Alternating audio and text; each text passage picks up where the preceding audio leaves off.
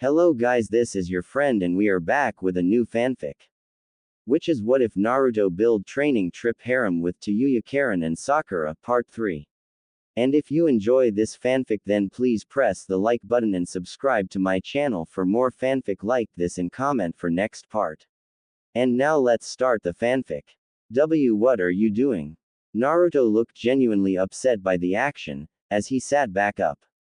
Temari using her ample chest leaned forward and trap his in her cleavage. Oh my god, both teens seemed to say at the same time as she began to move her up and down his slimy length. I take you like what you're seeing, Temari teased. Naruto could only nod as his eyes seemed to cross as he looked at his moving, trapped by those wonderful s. You want big sis to continue? The question probably short-circuited Naruto's brain cause he continued to stare, mouth slightly open as she continued. Naruto bounced forward as he tried to get closer, stopping the urge to grab her head and force her down on his staff. I want. Sakura could only bite her lip as her hands became a blur under her dress. More please, was Naruto's reply. Not wanting to tease him any longer, Temari started a steady movement along with his overheated using his pre-cum as lubricate. Those things are beautiful. Sakura's hand almost came to a stop, the small circles she was rubbing into her coming to a halt as she felt a bit of shame looking down at her tits. How's am I supposed to compete with that? Naruto was in heaven, his eyes glazed and his breathing heavy as he watched Temari slowly move her bosom along his length. As he started the buck up into her smooth S, his head hitting her chin, she took the head of his in her mouth. Sitting up, Naruto plucked at her S with both hands, pulling the soft pillow of flesh tightly around his shaft. Sakura, with her face pressed against the glass, felt her own S rub against her dress. Having stopped wearing a bra after the arena, she raised on her knees and spread her legs to get better access to her own most secret parts. I need to come soon, was her only thought. They must be really sensitive. Naruto was entranced as he focused on the woman's bust, watching her tits jiggle each time he jerked up, earning S from Temari. Letting go of the girl's tender S, Naruto slowly pushed her back while standing up, helping her keep her hold onto his between her lips and with both hands on her tits to keep his locked between the smooth flesh. Here, Naruto said, slowly moving to the side, causing Temari to turn with him. Sakura could tell by his excitement what he was planning, the same thing he did with her. Her eyes were glued to the couple as Naruto slowly pushed Temari back against the side of his bed. Naruto looked almost desperate, standing in front of the girl, face red and now sweaty as he struggled to hold himself back for just a couple more minutes, just lean against the bed. Temari was silent as Naruto seemed to bend his knees slightly, giving him a better position to thrust in. Open your mouth, he asked, and as she did he pushed the first 6 inches down her throat. Getting a handful of hair conveniently placed in ponytails on both sides of her head, he pulled back and thrust forward again. Temari, knowing what was coming, relaxed her body. He edged hotly as he began to pump into the woman's mouth, the mixture of pre-cum and saliva giving him a entrance. As he started to buck harder and harder into the poor girl, Sakura copied his movements with her hands as best she could. With 3 fingers deep in her and the other hand pulling at her rock-hard S, she knew it wouldn't be long for either of them. Temari reached around, taking hold of the boy's hip to hold him as he edged her face roughly, his slipping in and out multiple times every second. She only hoped he would come soon before she passed out from lack of oxygen. Around the pumping, Temari closed her eyes as hard as she could. He's so rough. Sakura was more jealous every minute as she watched Naruto's body buck and tighten under the stress of his The bed moved loudly as Temari was forced back into it with each powerful thrust.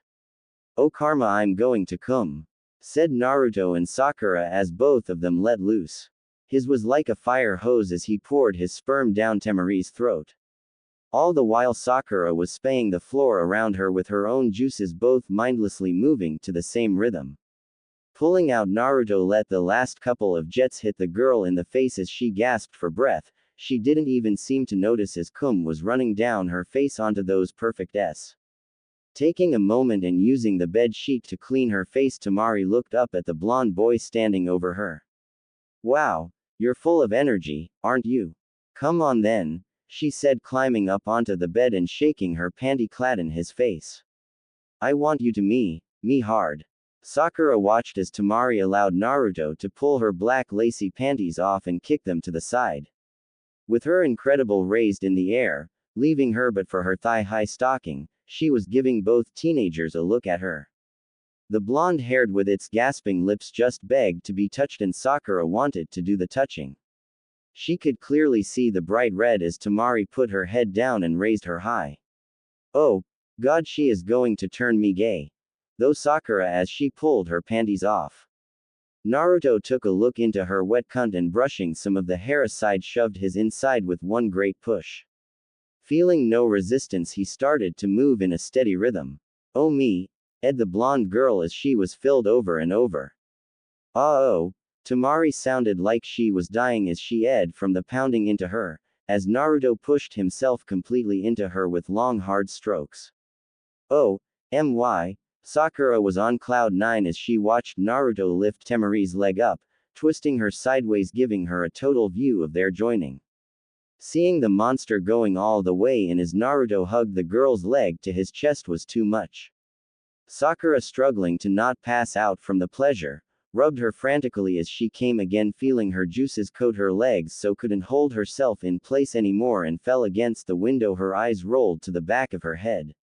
Coming to a few seconds later, Sakura looked back into the room to see Naruto shake his in short quick strokes as he unloaded into the willing blonde. Sakura felt herself coming again as she watched Naruto slowly slip out of the woman's, her lips holding him tightly as he did so. With a stream of cum flowing out of Tamari's, Sakura lost herself in another mind-blowing orgasm. Hearing, "You're so outrageous," Sakura got up to see what was going on now. Finding Tamari on her back with her legs resting on Naruto's shoulders as he slid fully back into her tight and oh so wet. He groaned out his pleasure as pushed her knees back against her chest and started to pound her roughly into the bed. Her bounced back each time asking for more. It didn't take more than 3 minutes before Naruto quickly lunged forward and brought his lips to her own, declaring, "I'm gonna come soon," as he slowly pulled away, his eyes closed as he buried his head in her neck. "I want it." Tamari struggled to put her arms around the boy's back, holding him against her as she seemed to be close as well. "Come for big sis baby, come for me." Naruto groaned loudly, his thrusts becoming erratic and wilder as he seemed to breathe in the woman's scent, his muffled voice coming from her neck as he screamed, "Yeah." Naruto suddenly jumped forward. Sakura could see his fatten up as he buried himself completely in the woman's hot. At the same time, Tamari gripped the boy tightly and screamed out her release. Tamari's milked Naruto as he pushed the blonde over the edge, as Sakura watched him filling the woman with what she could only imagine was a gallon of fresh delicious cum. With a full 5 minutes of full body spasms, Tamari let go and seemed to fall onto the bed completely still. Sakura was coming along with them, squirting along the floor as she watched the two spasm and buck into each other. She imagined she was the blonde girl, Naruto filling her up as he took her into his room, making her body his and only his. Sakura watched through shaky eyes as Naruto pulled out and a river of cum flowed out of the now passed out girl. Taking a deep breath, he rolled over to lay next to the blonde girl in his bed. "I got to get rubber sheets," flashed through his mind, thinking about Sakura that time at the arena. Sakura, with her face once again pressed against the glass, could see the girl's legs still spasming as a little more cum slowly leaked out of her overworked. "God, I want that," she found herself drooling thinking about it. Sakura found herself leaning back against the railing, waiting for what was to come next. The two on the bed seemed asleep, but she was proud that Naruto had pounded her for twice as long as this and then some more later that same day. With a groan, Tamari rolled over and got up. Standing at the edge of the bed with cum running down her legs, she had a stupid grin on her face. Looking down at Naruto, she gave a satisfied nod and walked into the bathroom to clean up. Not knowing what else to do, Sakura stood up on shaky legs, looking around for her panties. She didn't hear the window open next to her until a hand pulled her into the bedroom. Looking at Naruto with his standing tall and strong, throbbing with his heartbeat, she didn't know what to say. "I could smell you the whole time, you know," Naruto whispered, pulling her close. "All I could think about was you out there watching." "Sorry," Sakura said, thinking he was mad at her. With his trademark smile, he pulled her in for a kiss and grabbed her through her dress. "Are you kidding me? It was so hot knowing you were out there. I must have come a gallon." Hearing the shower stop running in the bathroom, Sakura looked around the one-room apartment. Seeing nowhere to hide, she turned to the window. "Where you going?" said a grinning Naruto. "I got to leave before she comes out. I don't want to start a scene," said a frantic Sakura, trying to shake herself free of Naruto. "No, I want you to stay," said Naruto, looking around. He pointed under the bed, and hearing the bathroom door starting to open, she dived under. Turning to face Tamari, Naruto smiles at the drop-dead hot and now totally blonde coming out of his bathroom. "Oh, I didn't know you would be up, and I see you're up in more ways than one," giving his a hard look. "Are you leaving?" he asked as she stood there in all her glory. I could go again if you're up to it," she laughs, walking over and giving him a full-on open-mouth kiss while wrapping her hands around his meat. Falling back on the bed, Naruto quickly gets the girl on her back once again and with little foreplay sinks his deep inside of her. Sakura hears them going at it with the bed bouncing over her head for a full 10 minutes. Her only hope is that it doesn't give way and kill her. After a while, she hears the girl scream Naruto's name once again, and as the bed slowly comes to a stop, she has a small hope they are done so she can move out from under the bed. "Sakura. Hey Sakura-chan, come here," whisper Naruto, looking under the bed. "Are you crazy? Tamari still here?" she said, shaking her head. Naruto gesturing with his says, "Come on, she is passed out, come here." With a crazy stupid grin on his face, she gives in and crawls out. Looking over the top of the bed, she can see Tamari spread out and not moving. With her legs wide open, Sakura can see the cum flowing out of the girl. She finds she can't keep her eyes off of that blonde top as she ed her lips. Still on her knees on the side of the bed, Naruto gets behind her and pulls up her dress until it's around her waist. As he rubbed her small round, he says, "Oh, I miss this. This is the best." He moved his to her entrance and with a slow gentle push entered her. "I must be crazy," she thinks as he oh so slowly moves against her. The feeling of fullness makes her feel complete, and his hands on her waist pulling her close brings her closer with each thrust. Feeling little spasms in her cores and knowing what is to come, she puts her head down on the bed and pushes back into him. His hot breath on her ear, and he starts to pick up speed, causing her to look up and once again stare at Tamari's. Naruto, seeing her focused on Tamari, has an idea. Grabbing the passed-out girls by the ankles, he slowly pulls her closer and closer to the edge of the bed with each thrust into Sakura's super tight. Finally, with one last grunt, Sakura finds an overheated an inch from her face with a pair of long legs draped over her and Naruto's shoulders.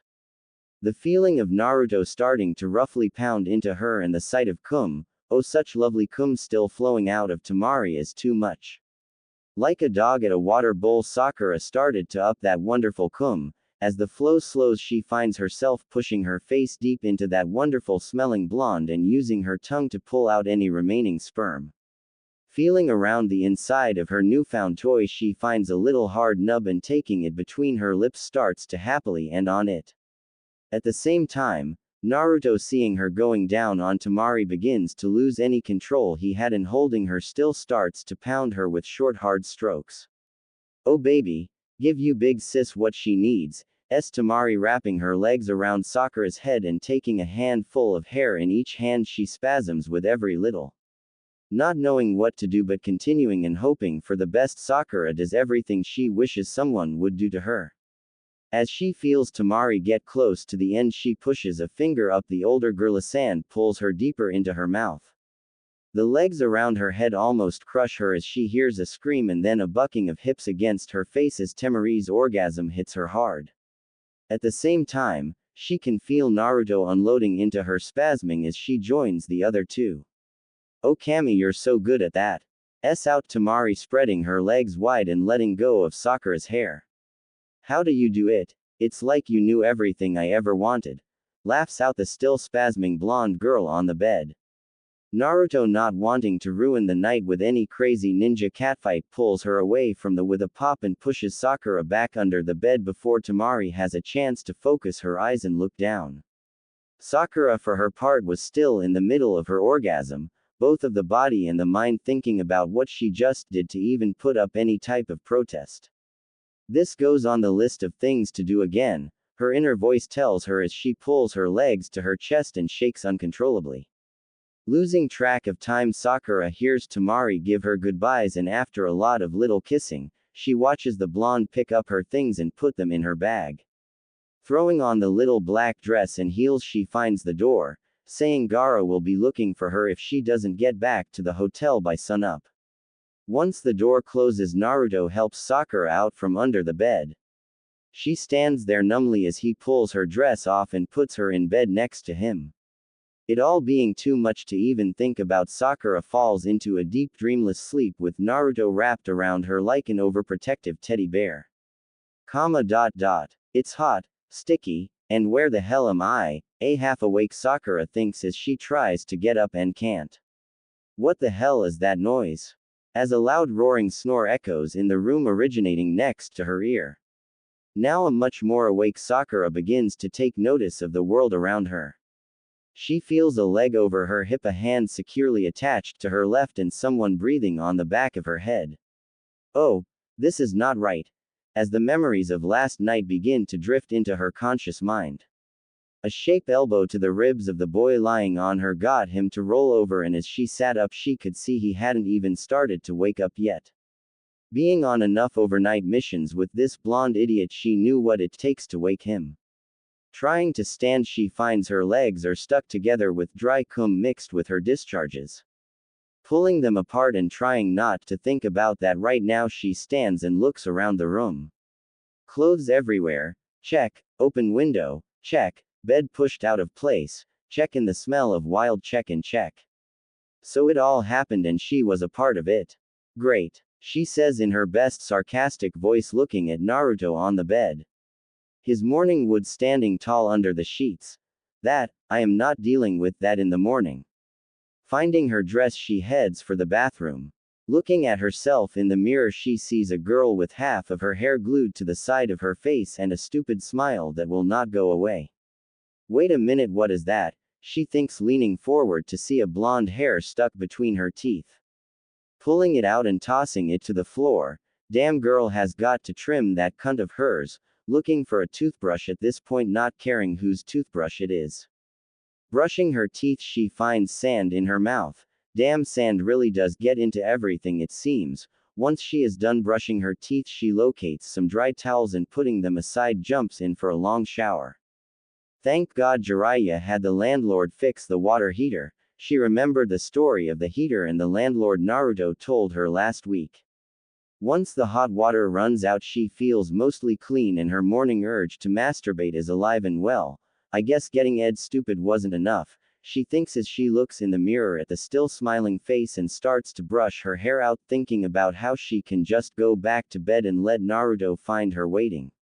Bang bang bang. Naruto, wake up. Sakura almost jumps out of her skin hearing Jiraiya pounding on the door. With a shaking hand, she locks the bathroom door and continues to brush her hair. A girl has to look good even if she has to take the walk of shame in front of that old fool. What do you want, pervy sage? Hoping that Naruto has just enough brains to remember she is still in his apartment, she puts on her dress, wondering where her underwear ended up, and listens in. We have a mission. The elders and Joinin Council have decided on who will be the next Hokage, and I have been ordered to go find her, and you're coming, declares Jiraiya in his over-the-top voice. What? Why me? Whines out Naruto. Because you're my disciple and I see this as a great opportunity for me to teach you a new jutsu, said Jiraiya.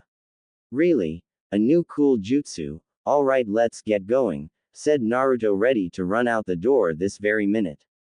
Shouldn't you get cleaned up and dressed first? Was Jiraiya's deadpan response, looking at the state of the room and Naruto standing there with a sheet around his middle.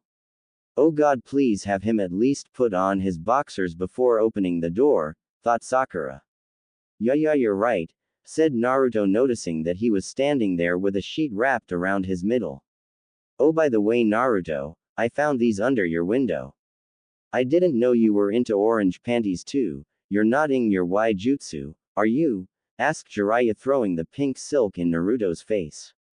If melting into the floor in shame was a thing, Sakura would be doing it right now. What? Wait a minute, he has a waijutsu, she forgot about that, and I wonder just how real he got all the parts. No, what am I thinking? But still, did he get all the pieces in the right places? She would have to find a way to check. No, I wouldn't do that, screams Naruto, remembering this one time with a clone giving him a blowjob and getting that memory. Never again. These are, memories. She was here last night and I guess we got a little out of control. Sakura just knows he is rubbing the back of his head at this point. Remember what I told you, Naruto, you can't just everything that moves or you'll end up with more trouble than you can handle, says Jiraiya in his adult teaching voice, having been down that road when he was a genin. I know, but she came over in this white dress and said she wanted to thank me and stuff. I didn't know what else to do, said Naruto, acting the part of a small child. Will you stop whining? Just remember she is Gaara's sister, and if you get between them he will forget about friendship and tear your head off, said Jiraiya, reminding Naruto of just how crazy Gaara can be. Yeah, okay, let me take a shower and pack up some stuff, Naruto responds, not being afraid of Gaara at all. Okay, meet me at the gate in a couple of hours, said Jiraiya. Hearing the door close, Sakura unlocks it and looks out. Naruto sees her and screams, "Ing fool forgot I was here, didn't he?" She thinks as she storms out and hits him on the top of his head. Damn it, Naruto, stop screaming, you're too loud. From the floor, she hears, "Sorry, Sakura-chan, I forgot you were still here." Looking around, she spotted her panties draped over his bedpost. With a quick glance at the boy sprawled on the floor, she snatched them up and stuffed them into her dress pocket. Well, get up and take a shower. You've got a really important mission, don't you? Sakura commanded, pointing to the bathroom as she stood over him. Naruto, still on the floor, grinned, his eyes drifting to look up her dress. Hey, eyes up here, she huffed, turning a shade of pink even as his eyes lit a fire in her. Naruto sprang to his feet and dashed to the shower. A moment later, his scream echoed through the apartment. Sakura smirked, knowing all too well the hot water had run out. That'll teach him, she thought, relishing the sweet revenge. Looking to the door to leave, she turned back and decided to show him that he didn't need to chase after blondes in little black dresses before heading home. Unable to resist the temptation, and with her grin still in place, she tiptoed to the bathroom door, which he left unlocked, having lived alone all his life. As she pushed it open, her heart raced with anticipation. Dropping her dress to the floor, she stepped into the room, where Naruto was still in his shower. The sight of him under the cold spray sent a shiver down her spine. Still grinning to herself, she watched as he faced away, washing his hair. Looks like I used up all the hot water, she remarked, prompting him to spin around. As he wiped the soap from his eyes, he found her standing there, without a stitch of clothing. Sakura-chan, what are you doing here? He asked, as if seeing a girl in his bathroom happens all the time. Well, I was thinking I should give you something to remember me by before you went on your long, hard mission, she said, taking a step closer with every word until she stopped and wrapped her hand around his frozen member. Oh, poor little Naruto is all cold, she said in a sing-song voice as she shut off the water. As Sakura's hand worked its magic, Naruto's initial shock melted away, replaced by a surge of warmth and desire coursing through his veins. The contrast between the icy water and her skilled touch sent shivers down his spine in a different, more pleasurable way. His body responded eagerly, transitioning from cold and soft to rock hard under her expert care. With each gentle stroke, he felt himself becoming more alive, his senses heightened by the intoxicating sensation of her touch. Lost in the moment, Naruto's breath hitched as Sakura's lips descended upon him, enveloping him in a wave of ecstasy. How she was able to take him all the way as he grew to his full length never crossed his mind as he placed a hand on the back of her head and used his other one to steady himself on the shower door. "Damn, Sakura-chan, you're so good," he blurted out as he watched her work her magic. Her lips curved into a satisfied smile against his skin, the sound of his praise fueling her passion even more. With each movement, she relished in the pleasure she was able to bring him, her own desire growing with each gasp and that escaped his lips. Pulling free with a pop, she stood up and placed her hands on the sink, pushing out her shapely backside and casting a tive glance at him over her shoulder. "We don't have much time, so come on," she urged, her voice laced with urgency, her desire clear as she shook hair at him. Without wasting a moment, he walked up behind her, one hand on her hip and the other on his member. As he pressed himself against her, ready to take her, she unexpectedly pushed back, taking him fully with one move. He let out a groan of pleasure as she urged, "Come on, move already." As she gripped him tight, he could feel her muscles around him as she used all her skills. The surge of chakra into her system sent her over the top, and her whole body shook with her first orgasm. Feeling her release, Naruto's own desire intensified, his movements becoming more urgent as they both surrendered to the waves of pleasure coursing through them.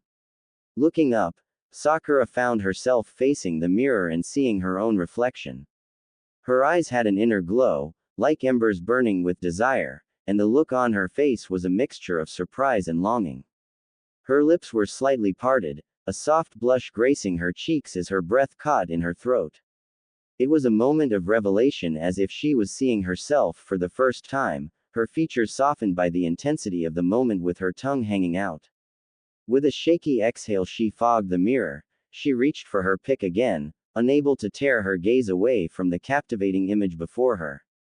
"Sakura-chan, I can't hold it anymore," said Naruto, his hips moving in a blur as he worked towards his own release. Everything about this morning felt like the best dream in the world, and he wanted to savor every minute of it, even as he worked for his release. Moving his hands up, he cupped her S and squeezed her S as she joined him, feeling him exploding deep inside her, releasing both cum and chakra.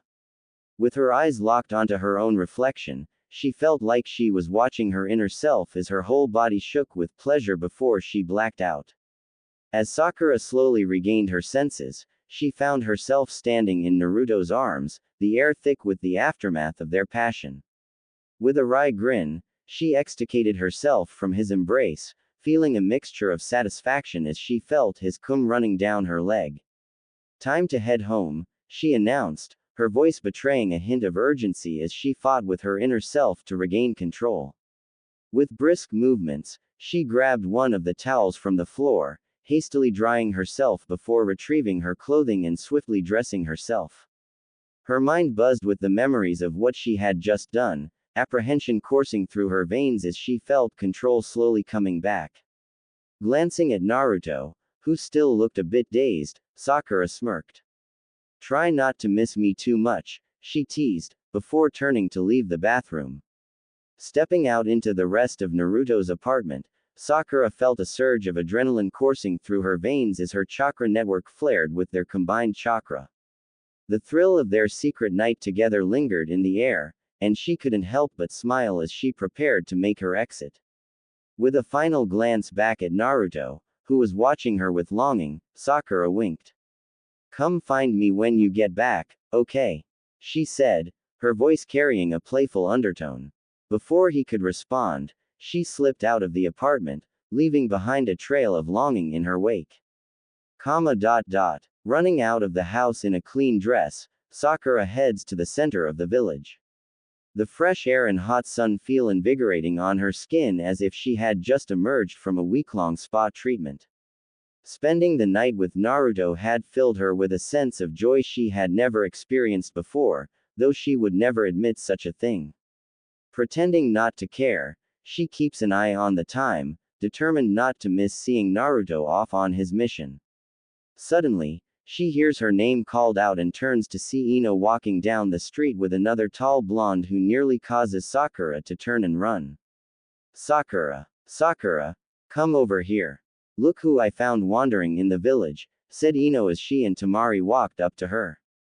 Temari had changed from her little black dress from the night before and was now wearing a single light purple-colored, off-the-shoulders dress that extended halfway down her thighs, with a scarlet sash tied around her waist.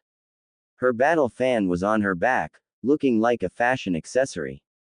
Hi, said Sakura, trying not to blush and avoiding looking at Temari as images of what happened last night flooded back. Hey, aren't you Naruto's teammate? Temari looked Sakura over, her eyes lingering on the short red dress that accentuated Sakura's legs. Sakura had planned to give Naruto something to remember her by, but these two didn't need to know that. Yeah, we met in the forest when Naruto defeated Gaara, Sakura said with pride, finally meeting Temari's gaze. I think they were both too exhausted to go on, so let's just say it was a tie. Temari defended her little brother's reputation. Exhausted Sakura started, ready to defend Naruto's name as if it were her own, but Ino stepped in between them. Yeah, we all know you've got a thing for Naruto now, but let's put this aside for now. We were thinking of heading over to Training Ground 4 later. It has that nice little lake where we can take a swim, Ino said, quickly changing the subject. I think I can make it, but I have to do something first. I will meet you there, said Sakura, giving a quick bow and running off. Swimming with those two was asking for trouble, and what game was Ino playing hanging around with that sand girl? As Sakura stood at the front gate, watching Naruto depart with Jiraiya on their mission to find Princess Tsunade, one of the 3 legendary Sanins, a pang of worry gnawed at her heart. Naruto had shared the mission details with her as they walked, their hands almost touching, but she remained resolute in her refusal to show him any public displays of affection. Instead, she gave him a hug and a small kiss on the cheek, wishing him luck before he left. Lost in thought about Ino's suggestion of going swimming with Temari, Sakura decided to pretend to forget about the plan. She was going to avoid Temari until she left the village. How could she face her again after that night? A couple of days later, her mind was sharply pulled away from these worries when Mighty Guy returned to the village carrying Sasuke. It was clear something was terribly wrong when she learned that Sasuke was in a coma after his fight with his brother. Guy told the story about how Sasuke had his arm broken and Naruto tried to help, only to have Itachi put Sasuke under some type of genjutsu. Knowing that Naruto was at least safe for now made her feel a bit better, even as Sasuke lay in a hospital bed. Weeks passed without Naruto in the village, and his absence was palpable. The once ever-present whirlwind of blonde hair and boundless energy was gone, leaving an emptiness that Sakura couldn't ignore.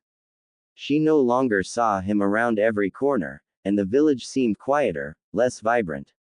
Each day felt a little longer, and she found herself missing his endless enthusiasm. Sakura's interactions with Ino also became strained. Ino seemed to be avoiding her, always conveniently busy with missions or training. Their once close friendship felt distant, and Sakura couldn't shake the feeling that Ino was purposely keeping her at arm's length.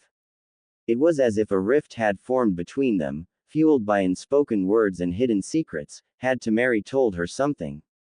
Did she know what happened that night in Naruto's apartment? Loneliness crept in, and Sakura often found herself wandering the village aimlessly, hoping to catch a glimpse of Naruto's familiar smile. A longing for him was building within her, and she didn't know what to do about it. The days continued to pass, and the void left by Naruto's departure and Ino's apparent detachment grew larger, leaving Sakura to navigate her thoughts and feelings in a village that felt increasingly empty. Every corner she turned seemed to remind her of Naruto. She missed not only his infectious laughter and boundless energy but also the intimate moments they had shared. The nights filled with passion, the feel of his touch, and the warmth of his body next to hers lingered in her mind. The training grounds, once filled with his shouts and wild antics, now seemed eerily silent. She visited Sasuke a couple of times in the hospital, but sitting next to a guy in a coma, especially one who seemed to hate her, wasn't at the top of her to-do list. She tried to get the other Jonins to tell her what happened to Kakashi and Sasuke, but all they would say was that it was an S-class secret. Weeks passed, and Naruto suddenly showed up with the Slug Princess, a happy grin plastered on his face as he escorted Tsunade to the hospital. Her apprentice followed closely behind, sporting a silly smile of her own. Naruto's grin persisted until he laid eyes on Sasuke's unconscious form. Sakura couldn't help but notice the way his expression shifted, a mix of concern and something else she couldn't quite decipher. As she observed him staring at Sasuke in the hospital bed, Sakura couldn't shake the thought that perhaps Naruto's feelings ran deeper than friendship, but he doubted fate, as she already knew how much he loved her. Tight little as she observed him staring at Sasuke in the hospital bed, Sakura wondered how she could get him alone. It took most of the day, but Tsunade's expertise prevailed, and she was able to heal both Kakashi and Sasuke. By the end of the day, they were discharged from the hospital, much to everyone's relief. As the group left the hospital, Sakura found herself stealing glances at Naruto, wondering how she could get him alone. Despite the chaos of the day, her longing for him only grew stronger, fueled by the memory of their late-night adventures. Sitting at Ichiraku Ramen, Sakura watched Naruto slurp his 8th bowl of pork ramen while Sasuke picked at a plate of tomatoes. She felt a sense of completeness being between her teammates again, happy that they were back together. Every now and then, she found herself touching Naruto, almost as if she needed reassurance that he was there. I wonder if he needs any help later today, her inner voice whispered, her desires starting to surface. Wishing she had worn her short dress to show off her legs, she glanced sideways at Naruto, subtly pulling up her skirt. But to her disappointment, he seemed to only have eyes for Sasuke. Sakura began to wonder what was going through Naruto's mind. Was he preoccupied with concern for Sasuke, or was there something else on his mind entirely? The uncertainty gnawed at her, fueling the longing that simmered beneath the surface. Setting down his empty bowl, Naruto turned to Sasuke with a grin. "Hey, Tem, you up for some training yet?" he asked eagerly. "Naruto, leave Sasuke alone," Sakura interjected, her disapproval evident on her face as she kicked Naruto, hoping to divert his attention to her legs as she had pulled up her skirt way past her knees. Glaring at them both, Sasuke grunts out, "I think you both need to train more, you're both useless." Sakura puts her hands on Naruto's chest to stop him from starting a fight at his favorite restaurant. "Loser, I will show you who is a loser, I will fight you anytime," said Naruto, jumping off the stool with Sakura still holding him back. "I am ready now, let's go, I will prove my Uchiha blood is stronger." With a quick nod, Naruto and Sasuke jumped off and headed for the nearest training grounds. Sakura looked between Ayame and Tuki, not sure what to do. "Don't worry about it, we will put it on his tab," a smiling Ayame says. Sakura runs off looking for her boys.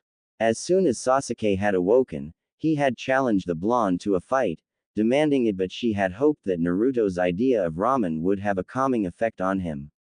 Naruto isn't the only one with a one-track mind.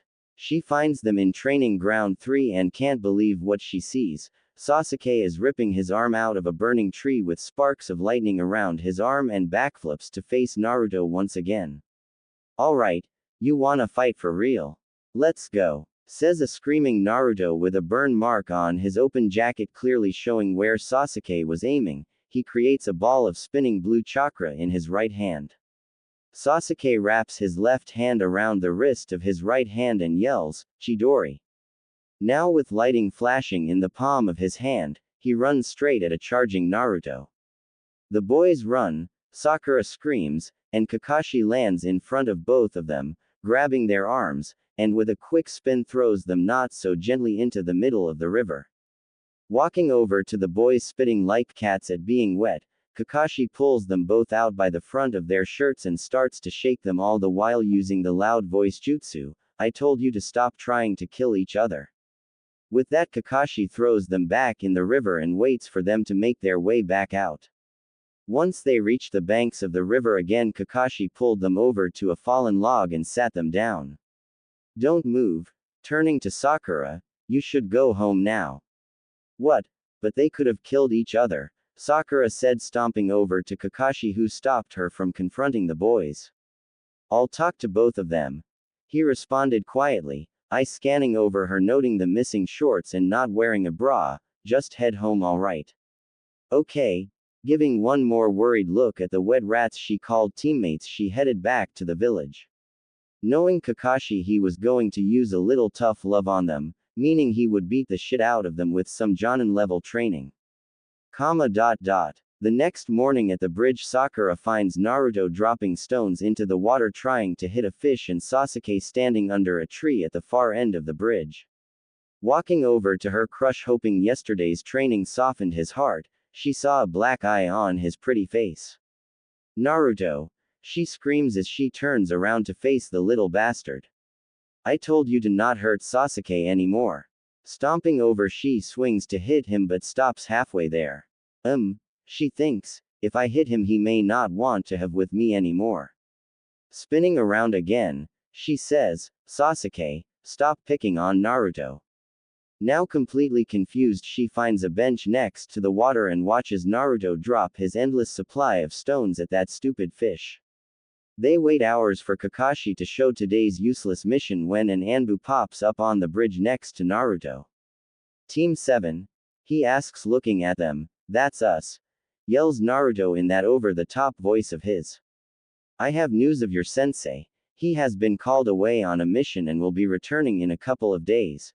The Anbu pulled a scroll from his vest and handed it to Sakura as she walked up, as if knowing she was the default leader of this little group of killers.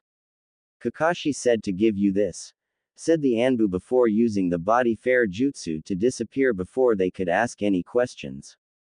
Unrolling the scroll, Sakura reads it out loud. My dear cute little genin, I will be back soon. Train hard and don't kill each other, Kakashi. With that, Sakura hands the scroll to Sasuke, who quietly burns it with a fire jutsu. At least his fire jutsus are good for something, Sakura thinks.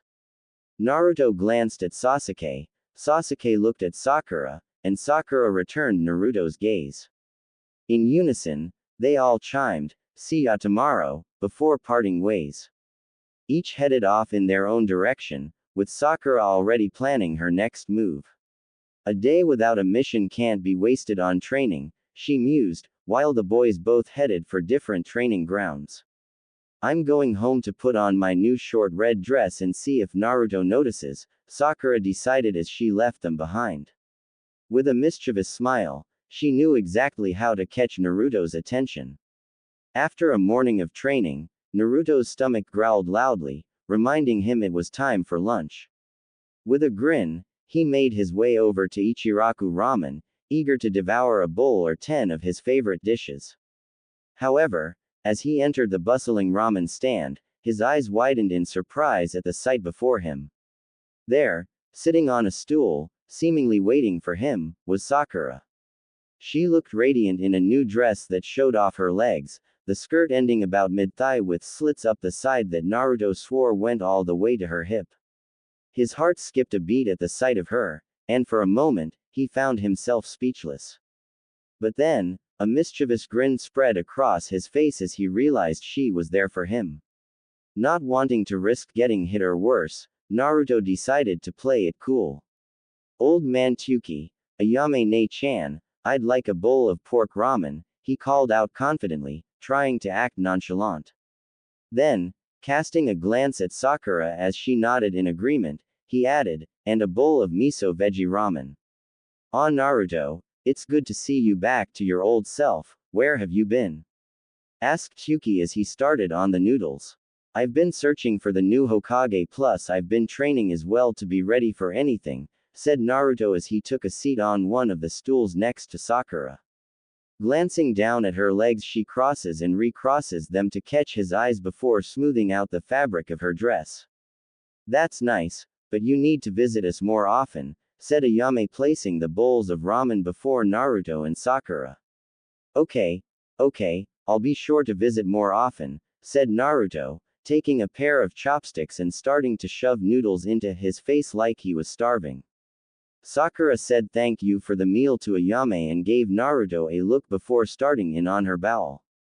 So, Naruto, Sakura began, her voice laced with a hint of playfulness as she ran her hand up her leg, purposefully drawing his eyes down to the slit on the side of her dress.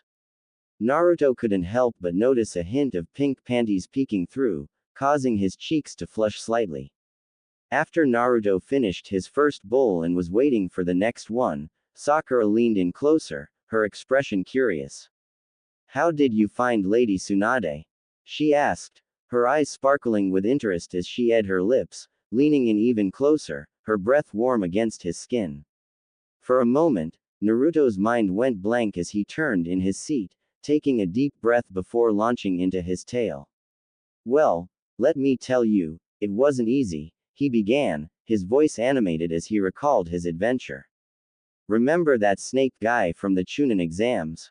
And so Sakura spends the rest of the afternoon riveted to her seat as Naruto tells her of his travels between bowls of ramen. Spinning his chakra as fast as he can, Naruto focuses all his attention on the rubber ball in his hand, when with a loud pop it explodes all over him and Jiraiya. Good job, kid, now do it again but faster this time, said Jiraiya, handing Naruto another ball from the bag he was carrying. Cresting a hill, Jiraiya and Naruto see a city spread out at the base of a mountain, surrounded by fertile farmland reaching out as far as the eye can see. This was Tsunade's last known location, as it had large gambling halls near the base of the mountain where a large abandoned castle still stands. As the sun slowly set, Jiraiya quickened his pace, hoping to be behind the city walls before sunset, right in time for the local bars to start opening and all the ladies of the night to show their wares. This city was at the crossroads of 5 major roads, with all that money flowing through, it attracted the best and the worst of people. Come on kid, focus, you can get one more done before we reach the city gates, he said to Naruto, knowing that he couldn't back down from any challenge. It was a weakness he would have to train out of, but for now, he would use it to his advantage. Entering the city as the street light starts to turn on, they head to the red light district to find a cheap hotel and some evening entertainment. Damn it, Previ-sensei, this one doesn't want to pop, whines Naruto as he jogs to keep up with the overexcited Sannin. Jiraiya snatches the ball out of Naruto's hand and pops it without even looking at the boy. It's all a matter of concentration, kid. You can't let your attention waver even when you're distracted by shiny lights or a flashy jutsu of an enemy. Holding his hand out for another ball, Jiraiya says, that is enough for tonight, we need to keep our ears and eyes open for any sign of Tsunade. Spotting a hotel he has used in the past, he giggles at the ladies standing at the door and walks up to the front desk. One room for the week, he says to the one-eyed desk clerk who was already busy smoking a pipe. Kids can't stay here, he says, looking through his self-imposed cloud of smoke, unless you're into that kind of thing now, Jiraiya, he said with a dry laugh ending with a small coughing fit. Slamming his palm on the desk, Jiraiya makes him put down his pipe and look him in the eye. Okay, smart, I need a room, the kid is my new apprentice, and, putting a roll of money down on the desk, I need some information. Sliding the cash into his pocket and exchanging a door key, he looks around before saying. The word is the daimyo's granddaughter has a hit put on her head, the local mayor is working with a Yakuza drug lord, and Jocko's down the street is having a 2-for-1 sale. The clerk said with a grin. Okay, sound good, but I am looking for the legendary Jiraiya said, leaning over the desk and pulling the money out of the clerk's pocket. Hey, not so fast. Why didn't you say so? He said, reaching for the money roll as Jiraiya held it out of reach.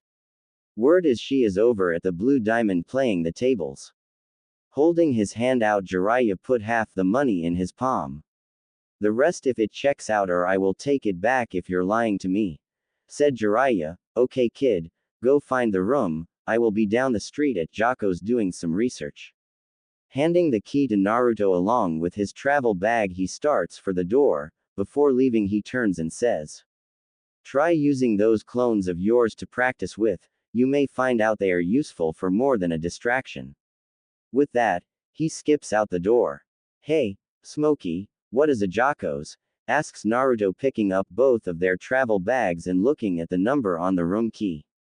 "Oh, it's the local Bashin Yado," the clerk says. Seeing the puzzled look, he leans forward and using his pipe motions for Naruto to come closer.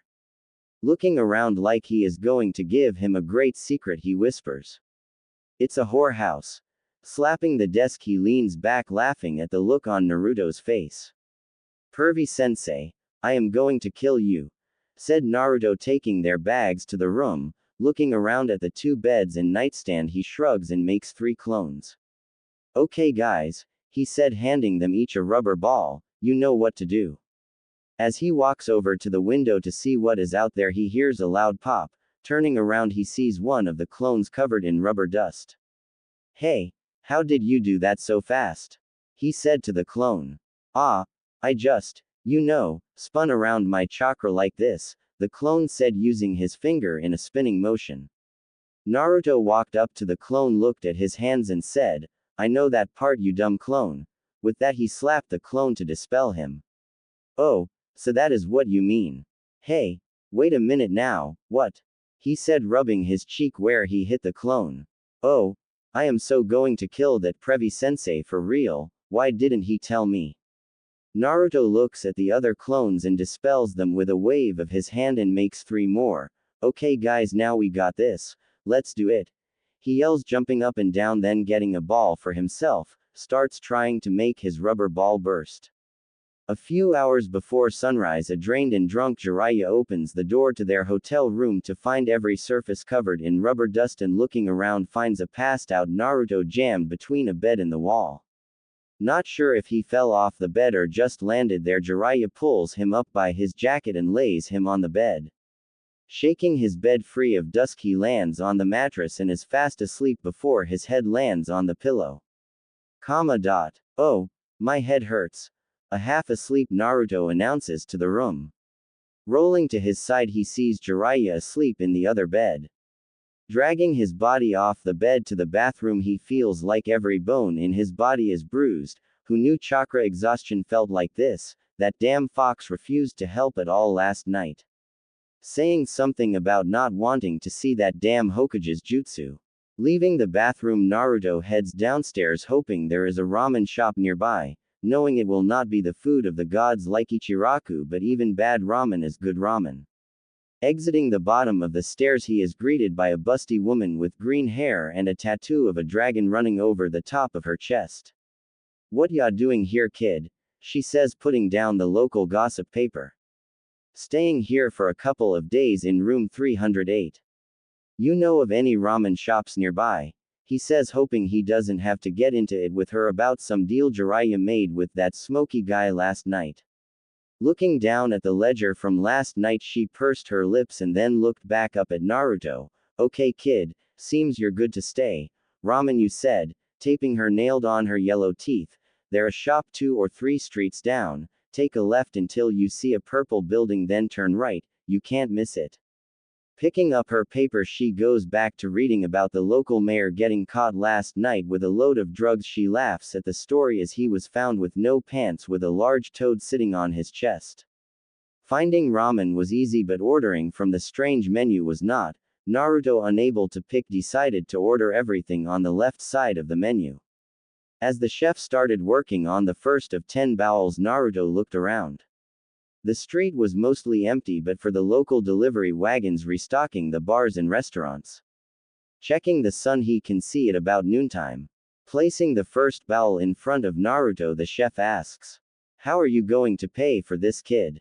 Naruto pulled out some cash and laid it on the counter. "Here is enough, just keep them coming until this runs out," he said, pushing the pile of money over to the chef. 12 bowls later and almost full, Naruto leaves the ramen stand. It's time to go wake up that drunk pervert and start the real mission, he thinks to himself as he passes the purple building with a large sign reading Jocko's house over the door. Hearing a low thump followed by a more pronounced crashing sound, Naruto looks around and sees a column of smoke rising in the distance. Running up a building's wall until he is standing on the roof, he can see in the far distance the old castle at the bottom of the mountain. Looking closely, he can just make out a very large snake pushing down one of the walls. Snake. He knows that snake. It looks like the one that swallowed him whole, or at least one that looked just like it. Oh, I need to get that old pervert up. He thinks, jumping from roof to roof until he lands on the hotel. Running down the side of the building, it takes him a minute or two to find the right window. Screaming sorry to the half-dressed woman he scared, he finds the right window and jumps in. Get up, pervy sensei. There is a giant snake, it's destroying the castle. He yells as he comes flying through the window. Jiraiya is up and on his feet before Naruto lands and stands up. Follow me and stay close, Jiraiya said, jumping headfirst out the window and doing an impressive mid-air somersault before landing on the street. They arrive at the castle as the dust is settling. The sound of small stones falling into the walkways is the only thing they can hear. Picking up a broken marble wall ornament, he smells it before throwing it down. It's one of his, he says, summoning a small toad and kneeling. Tell Ma and Pa that Manda broke the treaty and is hunting humans again. With a salute using his rear leg, the small toad is gone in a puff of smoke. What is going on, sensei? Said Naruto, not quite understanding why that snake bastard would be here. Seeing there is nothing to be done right now, Jiraiya signals Naruto to follow as he heads back to the city, specifically a gambling hall called the Blue Diamond. My old teammate Orochimaru is here, I assume looking to convince Tsunade to heal his arms from what the third did to him. He explains to Naruto as they head back to the city. I am going to kill that snake bastard, said Naruto, punching his palm and then shaking his hand out. He forgot about all the burn marks from practicing all night with those hated rubber balls. Get in line, kid. You, me, and half the shinobi nations want him dead, said Jiraiya as they entered the city proper. After walking 10 minutes and asking some of the locals, they got directions to the Blue Diamond. The casino is in the center of town and takes up most of a city block. Even though it's late afternoon, it's still full of people losing their life savings and some their freedom when the floor boss learns they don't have the money to cover their losses. Pulling a picture out of his vest, he shows it to Naruto. Make a bunch of clones and start a search for her, showing the picture to Naruto. What? That picture must be 20 years old, she must be an old granny by now, said Naruto so loud Jiraiya had to pull him back out into the street. Trust me, she looks just like this, so do what I told you.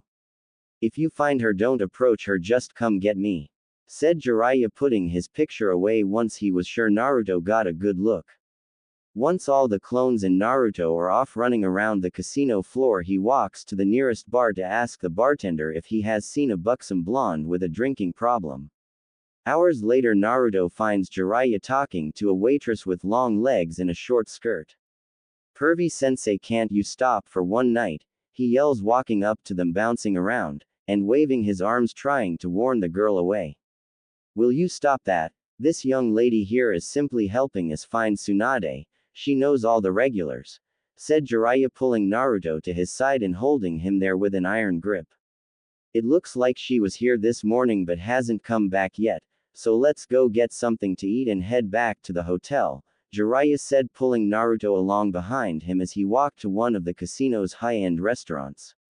Waiting at the front to be seated, Naruto pulls on Jiraiya's coat. Hey pervy sensei, isn't that her over there? He points to a booth near the bar but far in the back. Kid, you got more luck in your little finger than an army of gamblers, come on, Jiraiya said, slipping the head waiter some money as they walked by so he didn't cause any issues. Sliding into the seat across from his old teammate, he put on a giant smile and said, How you been, Tsunade? Been a long time. She takes a long drink from her glass and looks over at the old fool she used to have as a teammate, then glancing at the orange kid sitting down next to him. Shizune shows up, having returned from the restroom. Finding a kid and Master Jiraiya sitting at their table, takes a seat across from the blonde boy who seemed to be bouncing in his seat. What do you want, Jiraiya? Tsunade said dryly.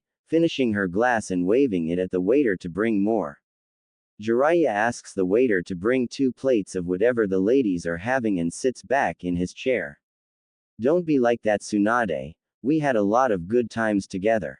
He said. Good time? You calling that good time? Clearly you were not the one on your knees, old man, she responded with a light of anger in her eyes. Oh come on, that was only for a couple of years. As soon as you and Dan got together I found other ways to deal with it, he said as the waiter placed food in front of them. Naruto, not understanding a word of what was being said, focused on the food in front of him. Never having eaten shrimp with calamari, he wasn't sure what to make of it. It at least had noodles he knew what to do with. As the 2 Sannin reminisced about the good old days, Shizune showed Naruto how to peel a shrimp and eat it after he almost choked himself trying to eat the first one whole. Turning his limited attention back to the 2, he can see there are a lot of old issues and unfinished fights that need to be dealt with, but that wasn't the reason they came all this way. Tell Granny why we are here, Pervy-sensei, he said between bites of squid and noodles, the food of the gods, even with shrimp mixed in. What? Both Sannin yelled at the same time for a different reason. Naruto ignored them, instead, looking at a piece of shrimp before putting it aside. You know, we need a new Hokage, Naruto said, putting more noodles in his mouth and looking at them as he ate them up with a loud slurp. Not how I would have said it, but yes, Konoha wants you to be the next Hokage. The old man is dead, killed by that sick bastard of a teammate of ours, said Jiraiya, getting to the point. So Orochimaru was right, the old man is dead. Well, you can go find someone else, only a fool would want that job, she said, again finishing her glass and asking for more, this time telling the waiter to leave the whole bottle. No, make that 2 bottles. The only people that want to be Hokage are dreamers or idiots, look at them all. They died young and did nothing, she continued. What did Orochimaru want? Jiraiya said, hoping she said no to whatever it was. The old man messed him up with that sealing jutsu, but I told him to go himself. She lied, knowing she had to meet him in a week. Naruto was staring at Tsunade, not touching his food or even moving. For him that was a first, and it worried Jiraiya. What did you say about the old man? He said in a low, dangerous voice. I said he was a fool, an old fool at that, she said, waving her glass around. Naruto jumped at her, trying to take a swing, but Jiraiya was able to block his punch and push him to the floor. Using a sticky world jutsu, he anchors him to the floor before he can do anything more stupid than attaching a drunk woman with superhuman strength.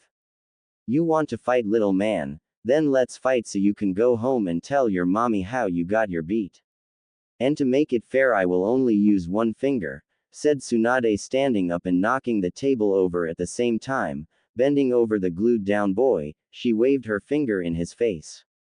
Touching the floor with a finger, she breaks him free of the jutsu and walks out of the casino, shaking her, getting every breathing man in the building's blood pressure to go up along with another part of their body. Naruto rolls to his feet and runs out after Tsunade, with Jiraiya and Shizune close behind, both knowing they wouldn't be able to stop this but getting ready to pick up the pieces if they had to. In the street, the 2 shinobi face each other only 50 feet apart. All the civilians run for their lives as Tsunade's killer intent floods the area. Naruto pulls a kunai from her pouch and runs screaming at the older woman. Tsunade moves to the side at the last second and using 1 finger cuts the cloth holding his forehead protector so it falls to the ground. The F of her finger was strong enough to send him flying face first into the ground, his legs kicking in the air as he slid to the other side of the road. Turning her back to him, she said to Jiraiya, if this is what they have for Genin, then the leaf is doomed. Not expecting Naruto to get up, she doesn't notice him climb to his feet and with a hand sign makes a dozen clones. Get her! He screams as all the clones charge forward like lunatics with a death wish. Tsunade turns to face the screaming mob and touching her finger to the ground sends a shock wave to their feet, destroying them all. Seeing the real Naruto sitting on his in the street trying to recover from the jolt of her jutsu, Tsunade asked, why do you care so much, kid? The Hokage's job is a thankless, never-ending pile of paperwork, sending all your friends and family to their deaths. I don't care what you think, it's my dream to become the best Hokage that ever lived. I will protect all my friends, not send them to their deaths. That is my ninja way. Naruto said, getting up and charging her once again. Again she sidesteps his wild charge and taps him on the shoulder, sending him flying headfirst into a building. Tsunade looks over to Jiraiya and with a shrug turns back to the bar for a new drink. Naruto pulls his head free from the wall and with unending determination tries to form a Rasengan as he runs at the back of the retreating Sannin. Hearing the sound of the partly formed Rasengan behind her, Tsunade turns to face Naruto once again. Bending over, she touches the ground and opens a large fissure between them, forcing Naruto to try to jump over it. Now off balance, she touches him again, this time on the chest, and launches him into the ground, only leaving his feet sticking out of the fissure. Damn it, kid, stay down before I have to hurt you, she said, looking down at him. Digging his way free, Naruto stands defiant. I will never give up. I will become Hokage and the villagers will acknowledge that I am alive. Once again charging at her but expecting another wild charge, Tsunade was caught off guard when Naruto dropped to the ground and slid between her legs, kicking her right leg out from under her. As she falls to her knee, he spins around with a poorly formed Rasengan in his hand. Seeing she is in some real danger, Tsunade sobers up in a blink of an eye and disperses his chakra ball with a touch of her finger. Nice move there, kid, you would have got me if you knew how to use that jutsu, Tsunade said as she stood facing Naruto. He reminded her of her lost lover and how he so much wanted to be Hokage. The will of fire, he would tell her, would make him a great Hokage. Oh, how she wished it was that easy. Listen, kid, I will make you a deal, she said. Stop calling me kid, my name is Naruto, and don't you forget it. I will be the greatest Hokage ever, he nearly screamed in her face. Okay, Naruto, she said sarcastically, let's make a bet. You master the Rasengan in the next week and I will return with you. If not, you have to give up on your dream of becoming Hokage and be my servant for the next 5 years, said Tsunade, daring Naruto to put up or shut up. For once the blonde dynamo's supply of endless optimism and determination wavered. He knew he would be Hokage someday, but could he master the Rasengan in 5 days? Would he be able to give up on his dream if he couldn't? Thinking so much was giving him a headache. He was a doer, not a thinker. Come on now, a Hokage never backs down from a challenge. What will it be? Tsunade teased, thinking he would give up at any moment. Breaking Naruto out of his first instance of self-doubt, he looks her in the eye and says, "You're on, granny. And once you're done being Hokage, then it's my turn, Datbayo." Where have I heard that before? Tsunade thinks, hearing the verbal tick from the blonde boy.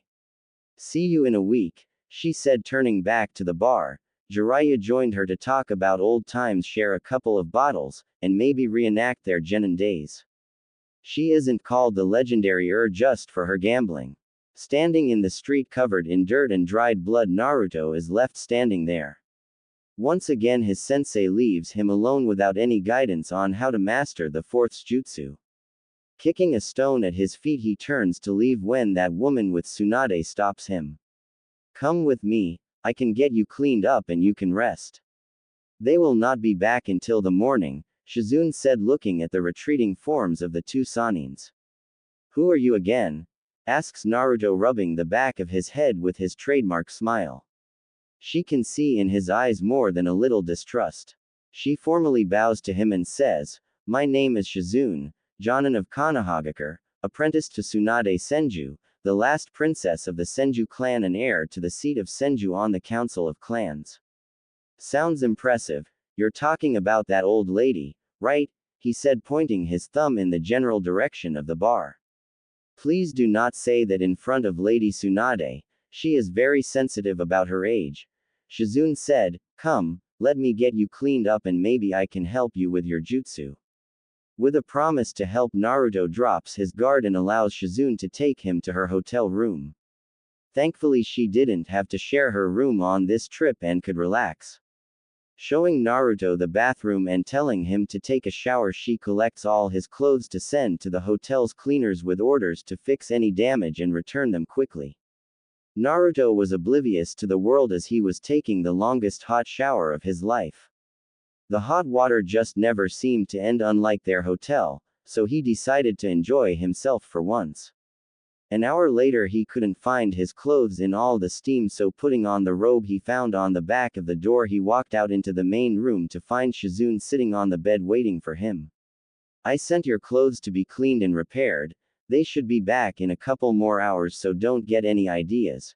She said, I was a genin once, so I know what's running around in that blonde head of yours. She finished with a shy smile, but he got the point.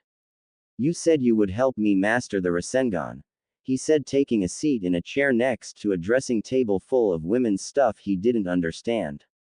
Like, how can there be a cream for your face but you can't use it on your hands? How do you put it on, and what happens to your hands if you do touch it? Placing her hands in her lap, Shizune waited until he finished looking around and she had Naruto's full attention. It took some time as he seemed fascinated by her hairbrush, but once he put it down he seemed ready to talk. I first wanted to explain why Lady Tsunade seems so against being Hokage. Seeing Naruto still listening, she continued. Her father wanted to be Hokage and Tsunade supported him in every way she could. But when she was on a mission with him during the war, he died in her arms, having been almost cut in half by a mist swordsman. His last words to her were about being Hokage. After that, the love of her life, a shinobi named Dan, declared he would be the next Hokage. Tsunade loved him with all her heart, and when he also died in her arms, it broke something inside her. To this day, the greatest medical ninja of all time has a fear of blood. Taking a moment to see if Naruto had any questions or if he had been paying attention, he finally said, I will not fail. I know others have tried and failed before me, but I have nothing to lose. I have no one to care for me, no family at all, so if I do fail, it will not matter at all. The sadness in his voice and the unwavering determination in his eyes told her everything she needed to know. Even an orphan has friends, people that care for them. You may feel alone, but you're truly not, she said. His laugh was unexpected and was long and loud considering the solemnness of their conversation. Ending his laughter in a string of chuckles, he said, Oh, you truly don't know me or who I am, do you? How long have you been out of the leaf? More than 15 years is my guess, he said, leaning back in his chair with both hands on his knees, waiting for her to respond. Shizune stops and looks at him and for the first time begins to put the clues together: the birthmarks on the face, the clear lack of formal education, and the abysmal chakra control all add up to one thing. Oh, you're the Jinchuriki of the Nine Tails, that explains a lot. The clinical tone to her voice and a complete lake of fear or hate surprised him more than he thought it would. You sure you're from Konohagakure? He asks. Giggling at the look on his face, she stood up to her full height and pulled him to his feet. He was a little taller than her, she noted, but not by much. Taking his hand, she said, I fear not the container, for it holds back one of the 9 demons that once ruled this world. Now let me see you try to make the Rasengan. Not knowing what to say to her, he summons a clone and starts to form a ball of chakra. Shizune pokes the clone in the head and it pops in a cloud of smoke. Hey, what did you do that for? Naruto said, shaking out his hand from the chakra burn. Using a clone that is so fragile in battle would be useless. Any genin could pop it in the middle of creating a Rasengan, and then what? You lose a hand, she said, stating the obvious. Jiraiya never said anything about it, Naruto responded. He wouldn't. I am sure he plans on you learning to channel the Kyuubi chakra and nothing else for any real battles, she states. So you want to be a one-trick pony, or you want to learn to be a true shinobi? Naruto looks at her for a minute and then drops to his knees. Please teach me, Master Shizune, I will do whatever you say, he cries out, bowing down with his head at her feet. Pulling him back up to stand before her, she smiles a little evil smile. Finally someone that she can boss around for once. Okay, Gakusei, do what I say without hesitation and we may be able to get you to make a Rasengan in 5 days. The key is control, and in your case as little chakra as you can use, not more chakra. With that, Naruto gained a teacher who didn't care about what they could use him for, but a sensei who cared about him. They trained all night, and once his clothes returned fresh and clean, they continued outside the city. She had 5 days to prove to herself and her master that she was ready to be an apprentice no more. For the next 5 days, Naruto trained under Shizune's supervision from sunup until late into the night. Control was her mantra, and she hammered it into his thick skull until late into the 5th day. He looked up at her from the ground where he had fallen in exhaustion. "You mean the less chakra the more damage I can do?" he said. "Yes, for you and only you. The smallest amount of chakra you can produce is more than enough," she said for the millionth time in the last 5 days. "Okay," he said, pulling himself up using a nearby tree, "I will try the smallest amount I can." With that, he held out his hand and without the aid of a clone called forth the most perfect Rasengan. Even the 4th Hokage could not have done better. Running at a boulder they had been using for target practice, Naruto slammed his palm into the rock face, digging a hole up to his shoulder before he had to stop. With a grunt, he pulled his arm free, sweat dripping down his forehead as he surveyed the damage. Shizune stood nearby, clapping her hands and hopping in joy at the monster she had created together. "Do it again, Naruto," she demanded, and without thinking he made another, then another until on the 14th try he ran dry. Standing with his hands on his knees gasping for breath with sweat dripping off his brow, Shizune says, "Good enough, Naruto, good enough. See what you can do when you don't waste your chakra making all those useless clones." She said. "Yes, Master Shizune, whatever you say, Master," was Naruto's response, knowing that in the morning he would show Tsunade why he would be Hokage someday. "Do you think that little brat will be able to do it?" said Tsunade sitting next to Jiraiya at the bar of the Blue Diamond. They had become regulars and the bartender was always ready with a new bottle before they ran dry. Jiraiya was many things but a cheap tipper he was not. "I am not sure. That apprentice of yours took him away and is running him into the ground every day." He took a long drink, working up the courage for what he wanted to ask. "You still planning on helping that snake bastard?" he asked, drawing strength from the sake and whatever else they had been pouring in their glasses. Waving the bartender over, Tsunade asks for a new bottle and then turns to Jiraiya. "He can bring Dan back, even my bother, you know what that means to me," she said, sounding like that broken girl from so many years ago when he found her holding Dan on the battlefield. It had been one of the worst days of his life and he knew it was the day that broke her. "They can't come back, Tsunade. Not really. He can pull their sprites back but it will not be them, not in all the ways that matter," Jiraiya said, trying once again to reason with her. Turning to face him with tears and real anger in her eyes, she said, "I don't care. I am sick of being alone. You're not alone and you know it. You have me and a whole village that wants you back," he said, putting his hand on her shoulder, hoping she heard his words this time. Slapping his hand away, she grabs her glass and hands him another. "Then let's drink to those we lost and will never have back again," she said, downing the drink until the glass crashed down on the bar, empty as her heart. Jiraiya does the same, and as he places his glass next to hers, she begins to go blurry and a ringing starts in his ear. "What have you done?" he asks, as he starts to fall from his stool. "I have done what I must. You of all people know that I have always done what I must do," she said, laying him down on the floor and calling over the bouncer to get help to take him to his room. Leaving the Blue Diamond for what she hopes is the last time, she heads out of town to the agreed upon meeting place to finish her business with Orochimaru. She spent years dreaming of a way to make good on all her mistakes, and today was the day her dream was going to become real. This time she will get to say all those things she wishes she had but hadn't. As the gate of the city receded into the background of her life, she topped a small hill and started down into the valley. The setting sun gives a red glow to the scene of trees and rolling hills. At another time it would have been enchanting, but today it's just light in her eyes. In the distance, two people are coming out of the tree line. It looks like one is carrying the other. The doctor in her says to slow down and help, but the woman who has regretted her whole life says run.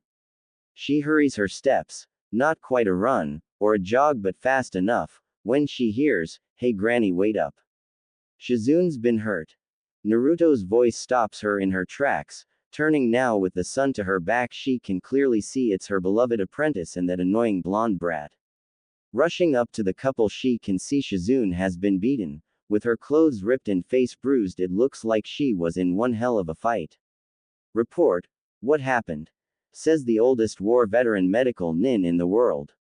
I was training this morning and Master Shizune didn't show up like she always does, so after lunch I went looking for her. Naruto said as he laid down his teacher on the soft grass. I found her fighting some guy with glasses over on the other side of that hill, he said, pointing in the direction of the meeting place she was so hell-bent to get to. Scanning over her body with the mystic palm, the master medic can see she has been in a fight with another med nin. The injuries are deep with no surface wound to match. She will die in a matter of hours if something isn't done.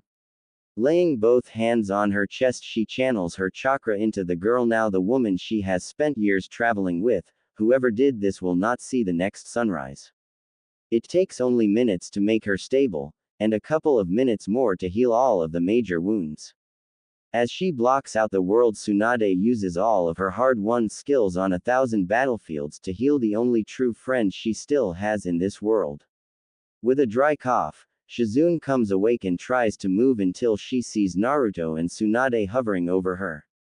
Sitting up and using Naruto as a backrest, she snatches Tsunade's hand and holds it to her. Please, master, don't go through with this madness. Orochimaru is evil, and any deal you make with him, he will twist it to only his advantage, Shizune said with what little strength she now has. Who did this to you? Tsunade asks, changing the subject. Kabuto, Orochimaru's assistant, he said that he was ordered to get me out of the way, was her reply. Tsunade pulls her hand out of the weak grip and stands up. Take her back to the hotel, she needs rest but will be fine in the morning, Tsunade said to Naruto as she turned back to her path. Wait, what are you going to do? Naruto asked as he made 2 clones to help carry the injured woman back to the transparent safety of the city.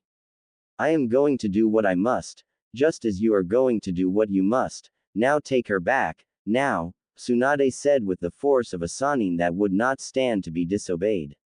As Naruto's clones go running back to the city with Shizune carefully carried between them, Naruto stands and watches Tsunade walk away from his dreams and into an unknown future. No, I can't let this happen, Naruto said to himself as he ran back to the tree line to hopefully follow without being seen. Entering the hotel room, the 2 clones find Jiraiya sitting on the bed with his head in his hands. Laying Shizune down on the other side of the bed, one stares at Jiraiya while the other pulls the covers over the healing medic. What happened? Jiraiya asked, standing on unsteady feet to turn and look at Shizune's still form. Naruto quickly relays the events of the day, and Jiraiya, cursing Tsunade for drugging his drink, explains to Naruto that the drug she used makes it difficult for him to move and that he can't control his chakra yet. Shizune, overhearing Jiraiya, pulls her arm free from the sheets and says, "My bag, get my bag from my room. I know what she used." Hearing this, Naruto clone runs from the room as the other clone helps her sit up against the headboard. In minutes the clone returns with her medical bag, searching through the bag, dropping random bottles and creams onto the sheets. She finds a small vial with a greenish liquid inside. Take this, it will restore your strength and return your chakra control, but this antidote has a nasty side effect. Everything you will eat for the next week will taste like chicken, she said with a grin. Jiraiya downs the green slim in one swallow. It tasted like something you would find on the back of an old frog in a swamp, and if he had said that aloud, Shizune would have told him he was almost right. Feeling his head clear and control of his body return in seconds, he looks at the nearest clone and says, "Take me to where she was going, and you," looking to the other clone, "stay here and make sure she stays in bed and gets some rest." Getting a yes from both clones, he runs and jumps out the window, and using the rooftops he follows the clone to stop Tsunade from making the biggest mistake of her life. Now he realizes he may have to kill not one but both of his old teammates. Pushing all emotions aside, he steels himself for what has to be done. Tsunade and Orochimaru stand facing each other among the ruins of an ancient city, miles from the town she just left. Unknown to both of them, Naruto has followed Tsunade into the ruins and was watching from behind a fallen wall of moss-covered stones. I am glad to see you decided to heal me. Once done, I will bring your brother and lover back to you as promised, Orochimaru said, eating his lips with a forked tongue. Tsunade looks up at him, remembering all the times that tongue made her scream in joy when they were both young and stupid to the ways of the world. I have one more condition, she said with her hands on her hips. You need to swear an oath that you will leave Konohagakure alone. No more wars, no more deaths. Orochimaru laughs and says, yes, whatever you want. I only wanted to kill that old fool of a sensei anyway. The village means nothing to me but a place of old memories I would soon forget. Seeing he means it, Tsunade approaches him, preparing her healing jutsu. As the sun reaches the horizon and begins its journey into the long night, her hands glow with an internal blue light.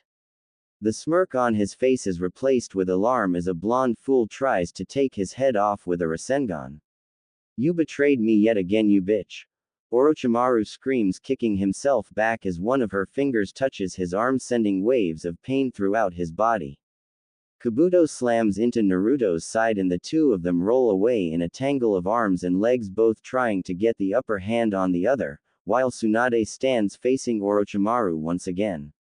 Did you really think I would heal you, you young bastard? You broke my heart, so it's only fair I break yours, she said, taking a swing at him, which he was barely able to avoid. Are you crazy? That was 30 years ago. We were kids, he said, sending wind bullets. She easily jumped around.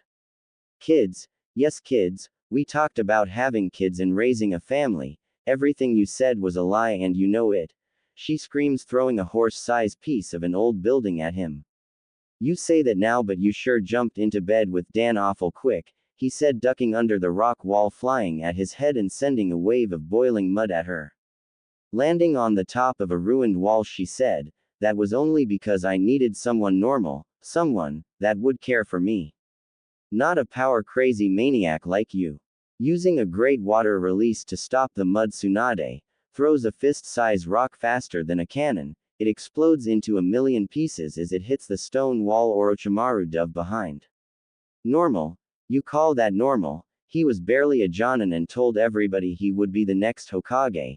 That man was delusional at best, Orochimaru said, using fire bullets to get her off the wall as he ran into an open field so he can use his more effective wide area jutsu. Kicking down the wall he was once hiding behind, Tsunade looks around and finding him in the field runs out to rip his head off. Don't talk about Dan that way. It was the war, everyone was a little crazy back then, she said, slamming her fist into the ground, causing a wave of the earth to send Orochimaru flying. You just keep telling yourself that. He was weak and useless. Damn it. He was killed by a genin, for God's sake. I was there and so were you.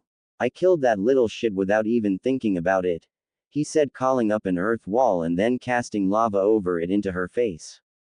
Rolling under the lava and away from whatever nasty jutsu he was making behind that wall, she screams, why didn't you come to me? I needed you after Dan died and all you did was run away. Slapping her hands together, she sends cutting blades of wind to slice the earth wall into small pieces and anything hiding behind it. Orochimaru pops out of the ground behind her and kicks her in the back, sending her flying as he says, you were a hot mess back then, nothing but hormones and anger looking for a baby daddy. I wasn't coming within 100 miles of that. Shooting a great stream of water from his mouth, knocking her down and pushing her into the side of another ruined wall.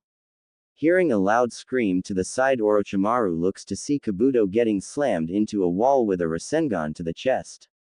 Taking advantage of the distraction, Tsunade puts her hands together in front of her ample chest and pushes them forward. Great wind breakthrough, she screams as an unstoppable wall of air slams into everything in front of her, including a wide-eyed Orochimaru. With Orochimaru flying into the sky, she turns to see what trouble Naruto was getting into, muttering to herself. I didn't have hormone issues. She stomped over to an exhausted Naruto.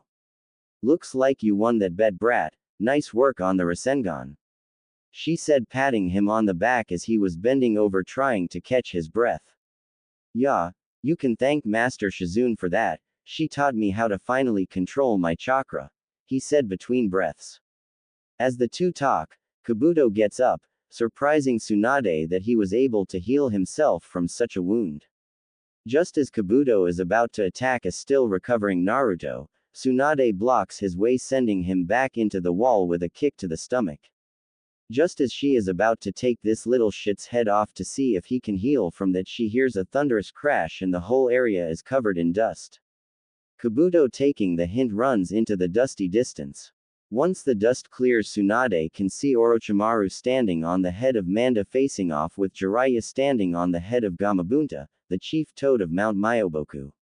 Using the seal on her forehead, she restores herself to full strength and summons Katsuyu. Standing on the head of her summons, she faces both of her former teammates, leaving Naruto on the ground to deal with any threats that Orochimaru may have brought with him.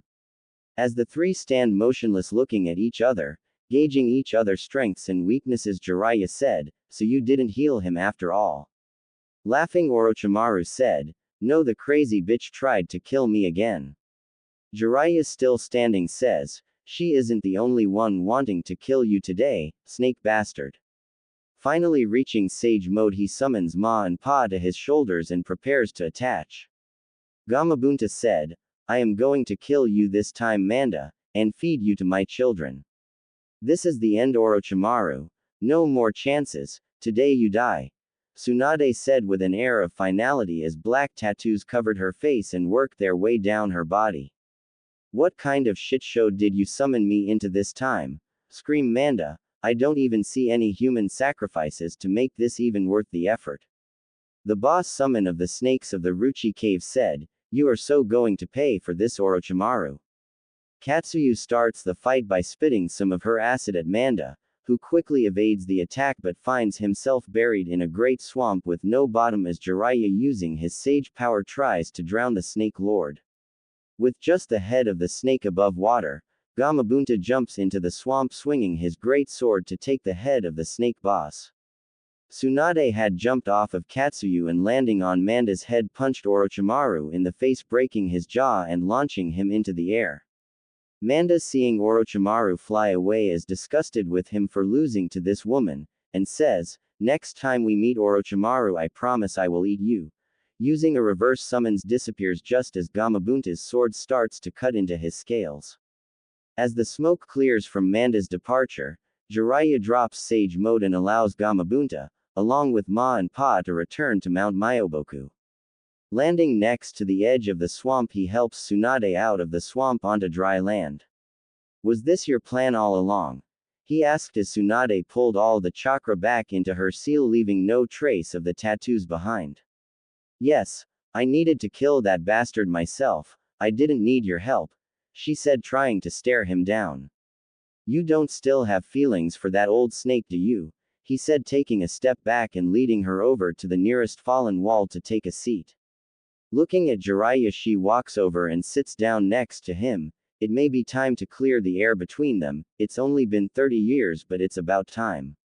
"Yes, and no," she said, "I used to love him, you know that, but after he dumped me I found Dan, but those old feelings never really went away." Looking at her hands for support, she continued, "But today I realized that what I was feeling was for a man that no longer exists. The Orochimaru I loved died in that war, and what remains is nothing but hate and a lust for power." Turning to face Jiraiya, Tsunade could see a shadow of hope in his eyes as he reached out to take her hand. "I have loved you my whole life, Tsunade. You know that all I ever really wanted was for you to be happy," Jiraiya said, squeezing her hand in his. "I know, Jiraiya, but I still need time," she said, squeezing his hand back before pulling away. "Didn't I see Naruto using a Rasengan? I guess I lost another bet." Smiling at Jiraiya, "Guess I will be the next Hokage. I hope they still have those storage seals in that old desk." She laughed as they got up to find Naruto. Returning to the city so Naruto has a chance to recover. He was drained of chakra and had to call on the Kyuubi chakra in his fight with Kabuto.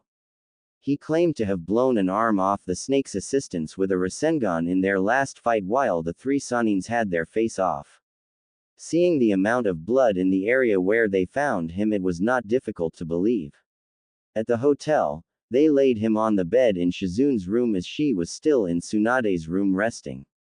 Naruto started snoring before his head hit the pillow, so the two Sanins decided to go have a couple or maybe more drinks at the bar and try to talk about their future.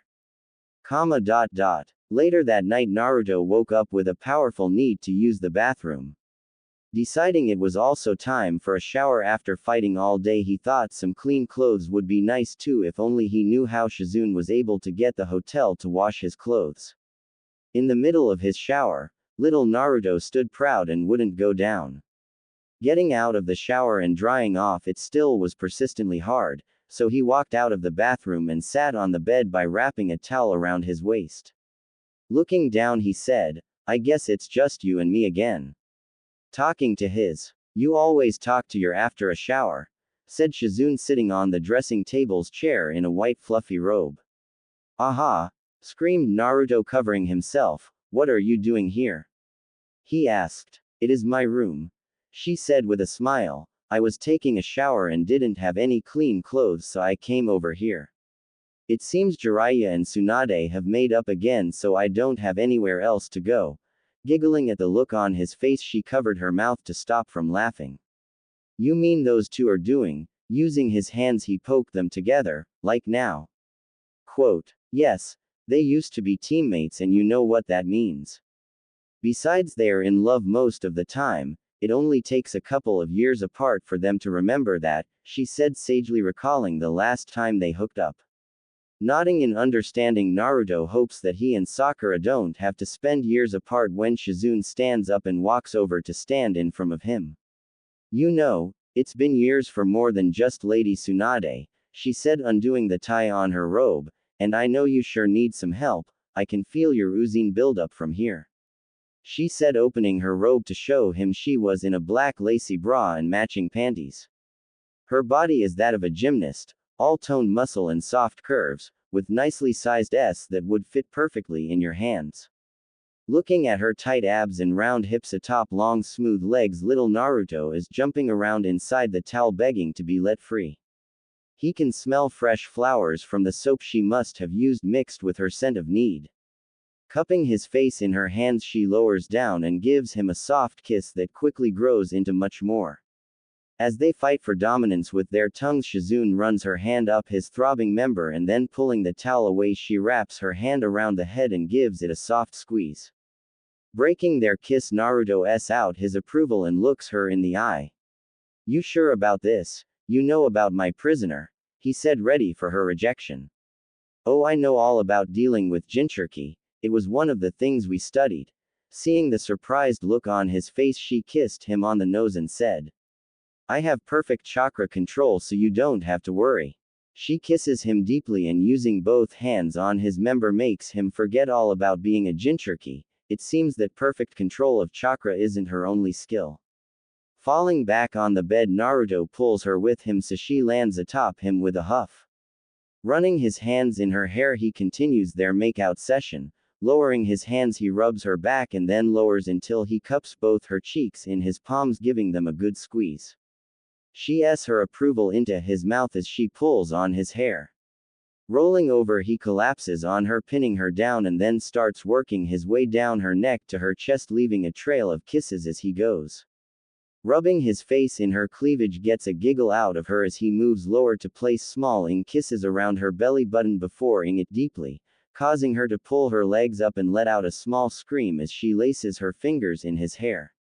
With her legs already pulled up, it's a simple matter to slide her panties down to her knees and push her back onto her shoulders so her core is elevated over her head. Kneeling before her, he gives her a mischievous smile before he s her nicely trimmed from the bottom to the top. Holding her up on the back of her shoulders, she is helpless to do anything but enjoy the show as he s the back of her legs and butt before returning to the main attraction. Having learned something from Sakura's reactions, he knows where to focus his efforts. After a dozen long s from top to bottom, she is very wet and ready. Opening her with his fingers, he drives his tongue in as deep as he can and s all of the softness into his mouth. Her small grunt and thrust of her hips against his face tell him he is on the right track as he again cups her in his hands and holds her steady. Using all the skill he has, he works her over until she cries out his name and comes all over his face, with her legs kicking in the air and pulling his hair as the spasms racked her body. Allowing her to lay back down on the bed, Naruto moved back to look down on her. She looks at him with wide eyes and a silly grin. "Oh boy, that was good. You have no idea how many years it has been," she said, getting to her knees facing him. "What other tricks have you learned?" Laying a kiss on his lips and then working around to each cheek. Feeling her juices on his face, she takes a moment to him, clean like a cat with a plate of milk. She leaves no spot untouched. Satisfied he is cleaned up, she rubs her hands over his balls and says, "I need you inside me now." Turning her back to him, she looks over her shoulder and kisses him on the cheek. "Now don't hold back on me," she said, dropping her face to the mattress and wiggling her butt in the air. Seeing her open, begging to be used, he moves up behind her and lowers his head to her entrance. Rubbing around in circles.